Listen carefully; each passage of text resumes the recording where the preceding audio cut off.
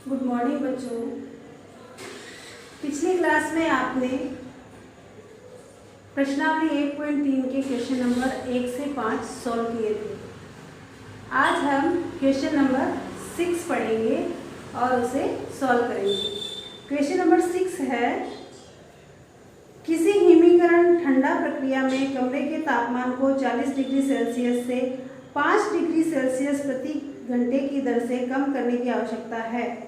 इस प्रक्रिया के शुरू होने के 10 घंटे बाद कमरे का तापमान क्या होगा? तो सबसे पहले कमरे का तापमान क्या है?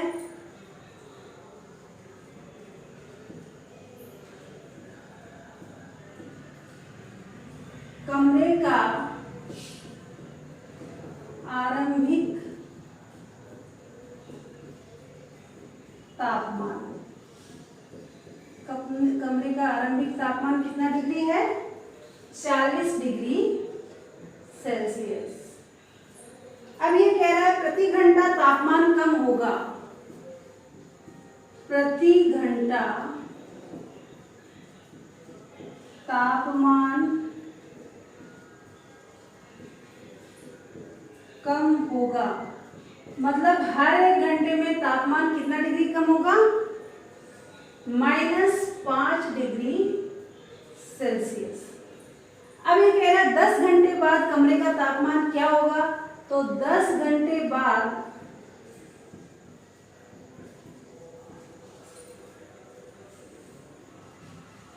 तापमान कम हुआ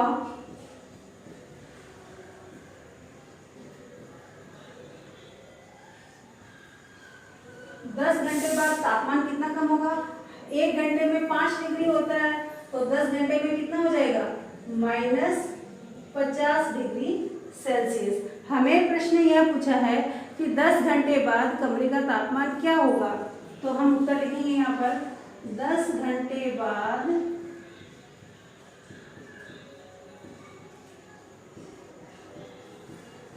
कमरे का तापमान होगा, प्रारंभिक तापमान था हमारा 40 और 10 घंटे में तापमान कम हुआ 50, तो 10 घंटे बाद तापमान कितना हो जाएगा? 10 डिग्री सेल्सियस। तो इसका आंसर होगा -10 डिग्री सेल्सियस। 10 घंटे बाद कमरे का तापमान कितना कम हुआ? -10 डिग्री सेल्सियस। आपको बच्चों समझ में आया होगा। सबसे पहले हमने कमरे का आरंभिक तापमान लिखा है। आरंभिक तापमान 40 डिग्री है। प्रति घंटा तापमान कम होता है 5 डिग्री कम होता है, इसलिए हम यहाँ -5 लेंगे कि -5 डिग्री सेल्सियस यहाँ पर कम होता है। तो 10 घंटे बाद तापमान कितना कम हुआ? 10 घंटे इंटू -5 यानी -50 डिग्री 10 घंटे में कम हुआ। कमरे का तापमान प्रारंभ में 40 था और कम कितना हुआ? -50। तो 1 प्लस का 1 माइनस का, तो दोनों आपस में घटाए जाएंगे। 50 में से 40 गए तो बचे 10, और क्योंकि माइनस की संख्या बड़ी है तो यहाँ उत्तर किसमें आएगा? -10। इसके बाद हम क्वेश्चन नंबर 7 करते हैं। क्वेश्चन नंबर 7 है, 10 प्रश्नों वाले एक कक्षा टेस्ट में प्रत्येक सही उत्तर के लिए 5 अंक दिए जाते हैं और प्रत्येक गलत उत्तर के लिए -2 अंक दिए जाते हैं एवं प्रयत्न नहीं किए गए प्रश्नों के लिए 0 दिया जाता है। तो आपको 3 ऑप्शन दे रखे हैं, तीनों को हल करना है। मोहन 4 प्रश्नों का सही उत्तर देता है, 6 प्रश्नों का गलत उत्तर देता है। उसके द्वारा प्राप्त अंक कितने हैं? सेकंड, रेशमा 5 उत्तर सही देती है, 5 गलत देती है, उसके द्वारा प्राप्त अंक कितने हैं? हिना ने कुल 7 प्रश्न किए हैं, उनमें से 2 का उत्तर सही है, 5 का उत्तर गलत है, तो कितने अंक प्राप्त हुए? चलिए ये क्वेश्चन हम सॉल्व करते हैं।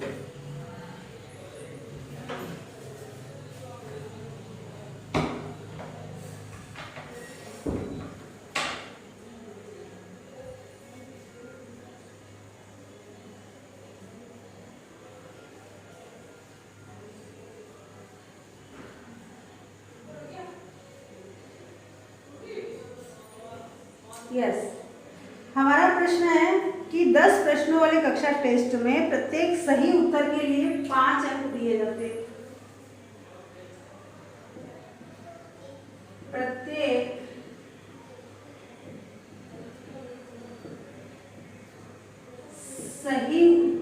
लिए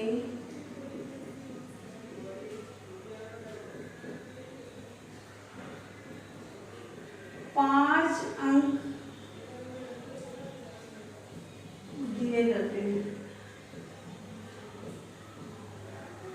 और प्रत्येक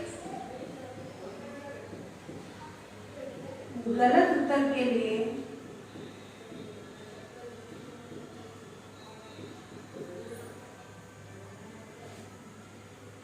-2 अंक, या 5 को भी नंबर में लिख लें, 2 अंक दिए जाते हैं। सही उत्तर के लिए प्लस का 5 अंक मिलेगा और गलत उत्तर के लिए माइनस के 2 अंक। अब पहला इसका पूछा है, मोहन 4 प्रश्नों का सही और 6 प्रश्नों का गलत उत्तर देता है। मोहन द्वारा सही उत्तर दिए गए प्रश्नों की संख्या कितनी है? 4। मोहन 4 प्रश्नों का सही उत्तर देता है, तो सही उत्तर में प्राप्त अंक कितने हैं? मोहन द्वारा सही उत्तर प्राप्त अंक 4 प्रश्न उसने सही किए और प्रत्येक प्रश्न के लिए 5 नंबर मिलता है, यानी उसे नंबर कितने मिले? 20। और अब मोहन द्वारा 6 प्रश्नों को गलत किया जाता है। गलत उत्तर दिए गए प्रश्न, मोहन द्वारा 6 प्रश्नों का उत्तर गलत दिया जाता है, तो मोहन द्वारा गलत उत्तर प्राप्त अंक 6 गलत उत्तर दिए और प्रत्येक के लिए कितना मिलता है? -2, यानी यहाँ क्या हो जाएगा? -12। तो अब मोहन ने कुल कितने अंक प्राप्त किए? मोहन द्वारा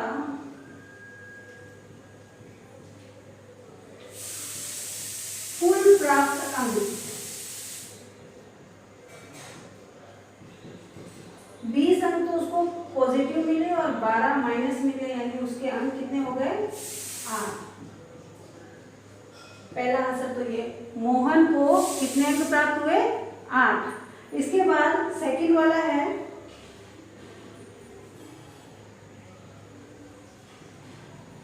8 अंक। 8 अंक। अब इसके बाद सेकंड वाला है कि रेशमा के 5 उत्तर सही है और 5 उत्तर गलत है। रेशमा द्वारा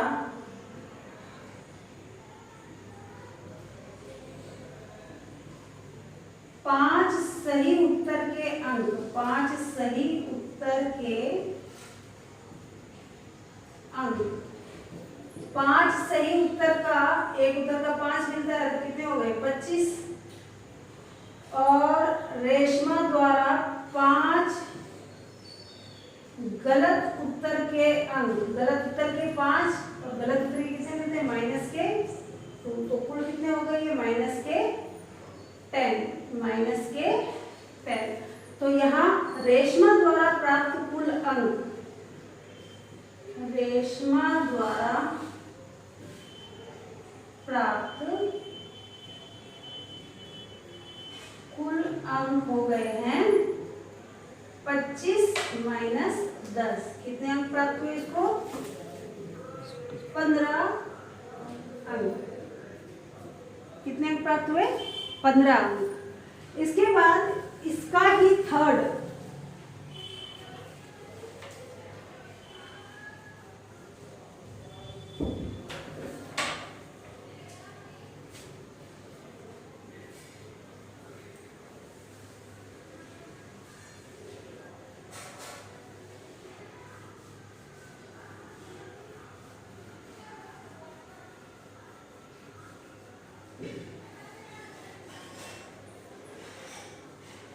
थर्ड है इसमें ऑप्शन आपके, हिना ने कुल 7 प्रश्न किए, उनमें से 2 का उत्तर सही है और 5 के उत्तर गलत है। थर्ड है, हिना द्वारा सही उत्तर के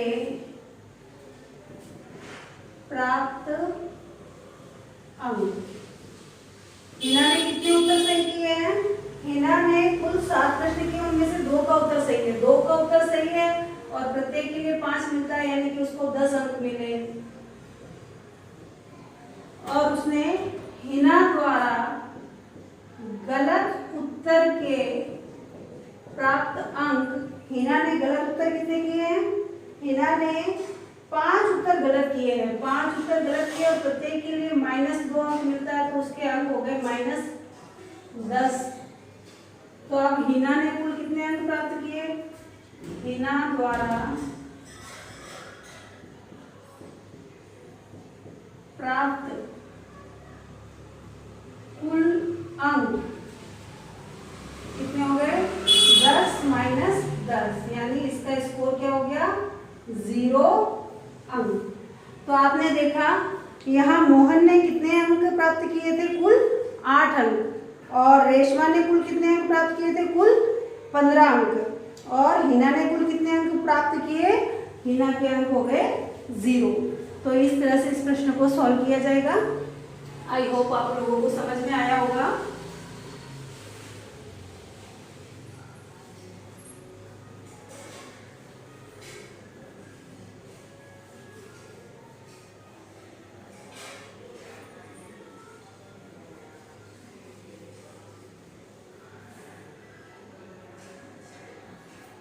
क्वेश्चन नंबर 7 के बाद हम करते हैं क्वेश्चन नंबर 8। क्वेश्चन नंबर 8 है, चलिए क्वेश्चन नंबर 8 थोड़ा लंबा पड़ेगा। क्वेश्चन नंबर 9 सॉल्व कर लेते हैं उसके पहले। निम्नलिखित को सत्य कथन में परिवर्तित करने के लिए रिक्त स्थानों को पूर्णांकों से प्रतिस्थापित कीजिए। Question number 9। Question number 9 first, -3 into dash equal to 27। Second, dash into -8 equal to -56। Third, 5 into dash equal to -35। Fourth, dash into -12 equal to 132। अब यहाँ देखिए, यहाँ -3 है, इसको किस संख्या से गुणा करूं कि प्लस के 27 आ जाए। जब 2 माइनस की संख्या आपस में गुणा होगी तो प्लस का 27 आएगा। जब आप -3 को गुणा करेंगे किससे? 3 को किससे गुणा करें तो 27 आएंगे। 3 को 9 से गुणा करें तो क्या आएगा? 27 आएगा। तो यहाँ लिखेंगे हम 9, 3 9 27 पर 1 माइनस है 1 प्लस है तो माइनस में आंसर आएगा। तो ये भी किसमें होगा आंसर? माइनस का 9। तो -3 को -9 से मल्टीप्लाई करेंगे तो क्या आएगा? 27। इसके बाद ये देखिए, यहाँ रिक्त स्थान है, इंटू है, -8 है, यहाँ आ रहा है आंसर आपका माइनस में। जब आंसर माइनस में हो तो केवल एक ही माइनस होगा। तो यहाँ माइनस का 8 है, 56 में 56 लाने के लिए 8 को किससे गुणा करें? तो 8 को किससे गुणा करेंगे? 7 से गुणा करें। 8 2 7 56, ये प्लस ये माइनस, तो आंसर किसमें आएगा? माइनस में। फिर अगला भी यही है, ये माइनस का है ये प्लस का है, तो एक माइनस की संख्या होगी। 5 को 35 तक लाने के लिए किससे गुणा किया जाए? 7 से गुणा किया जाए। 5 को किससे गुणा किया जाए? 7 से। 5 को -7 से गुणा किया तो क्या आया? -35। अब यहाँ देखिए, यहाँ -12 है और ये 132 प्लस का आंसर है। ये यदि आंसर प्लस का होता तो यहाँ दोनों संख्याएं माइनस की होगी। जैसे कि ये देखिए 27 ये प्लस में है तो यहाँ दोनों संख्याएं माइनस में, तो यहाँ भी दोनों संख्याएं माइनस में होगी। माइनस के 12 को माइनस के 11 से मल्टीप्लाई करने से आपका आंसर क्या आ जाएगा, प्लस का 132। चलो बहुत इजी क्वेश्चन था ये। अब क्वेश्चन नंबर 8 इस प्रश्नावली का आपके लास्ट प्रश्न है, प्रश्न 8।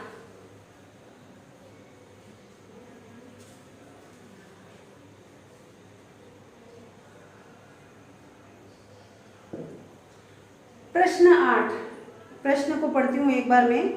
एक सीमेंट कंपनी को सफेद सीमेंट बेचने पर 8 रुपए प्रति बोरी की दर से लाभ और स्लेटी रंग की सीमेंट बेचने पर 5 रुपए प्रति बोरी की दर से हानि होती है। ए, किसी महीने में यह कंपनी 3000 बोरियां सफेद सीमेंट और 5000 बोरियां स्लेटी सीमेंट की बेचती है, तो इसका लाभ और हानि क्या है। बी, यदि बेची गई स्लेटी सीमेंट की बोरियों की संख्या 6400 है तो कंपनी को सफेद सीमेंट की कितनी बोरियां बेचनी चाहिए ताकि उसे न तो लाभ हो और न ही हानि। चलिए देखते हैं। सबसे पहले हम ये लिख लेते हैं कि सफेद सीमेंट बेचने पर लाभ कितना होता है, 8 रुपए। 8 रुपए प्रति बोरी, 8 रुपए प्रति बोरी, यानी एक बोरी यदि सफेद सीमेंट बेचते हैं तो उस पर 8 रुपए का लाभ होता है। और यहाँ इस किसी महीने में उसने 3000 सफेद सीमेंट की बोरियां बेची, तो 3000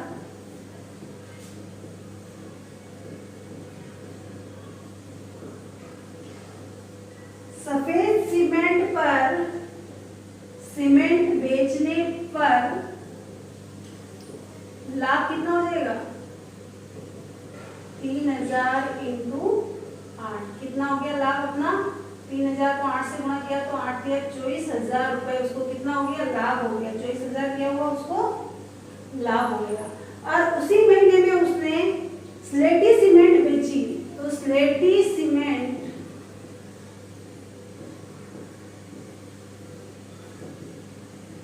बेचने पर हानि होती है।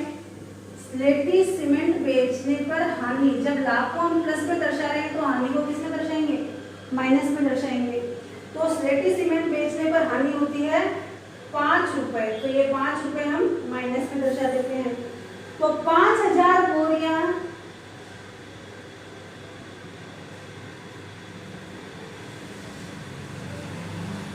स्लेटी सीमेंट की बेचने पर हानि कितनी हो जाएगी, स्लेटी सीमेंट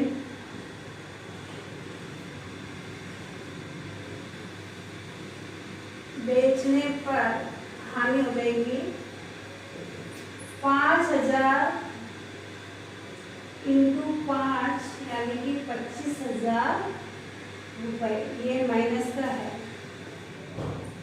हानि हो गई 25,000। लाभ को प्लस की संख्या से दर्शाएंगे तो हानि को माइनस की संख्या से दर्शाएंगे। यानी एक अगर धनात्मक पूर्णांक है तो उसका विपरीत ऋणात्मक पूर्णांक होगा। लाभ धनात्मक से दर्शा रहे हैं तो हानि को ऋणात्मक से दर्शाएंगे। अब उसको कुल हानि कितनी होगी,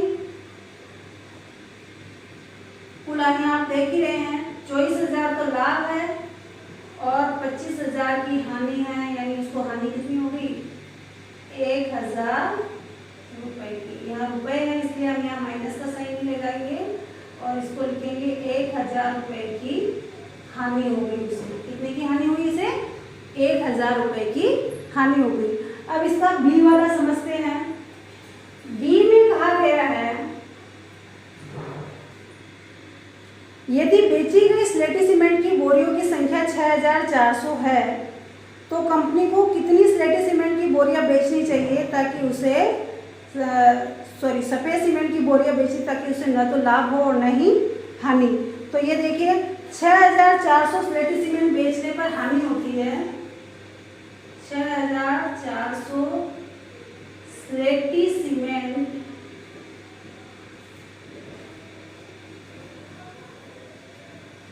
बेचने पर हानि होती है हमें 6400 इंटू 5। कितने हो गए? 6400 इंटू 5, 64 का आधा 32,000 रुपए की क्या होती है?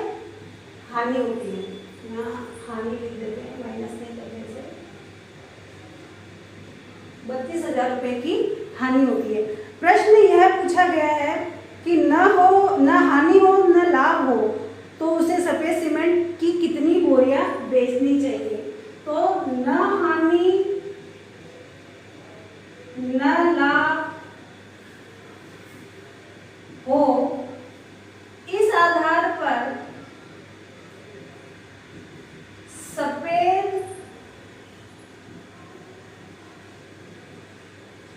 सीमेंट की बोरियां बेचनी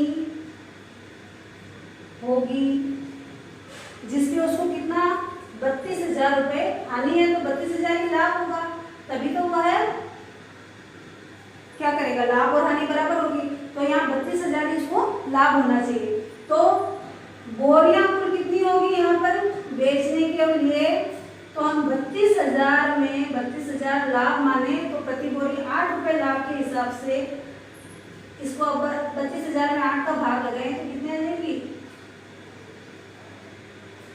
4,000 बोरियां। यदि वह व्यापारी 4,000 बोरियां सफेद सीमेंट की बेचता है तो न तो उसे लाभ होगा न ही उसे हानि होगी। तो उसका आंसर हो गया हमारे 4,000 बोरियां। तो बच्चों प्रश्नावली 1.3 यहाँ समाप्त हुई। ये क्वेश्चन आपको CW में भी करने हैं और HW में भी कंटिन्यूअस करने हैं। HW में प्रश्नावली 1.3 क्वेश्चन नंबर 1 से लेकर 9 तक आपको कंप्लीट वर्क करना है। Thank you.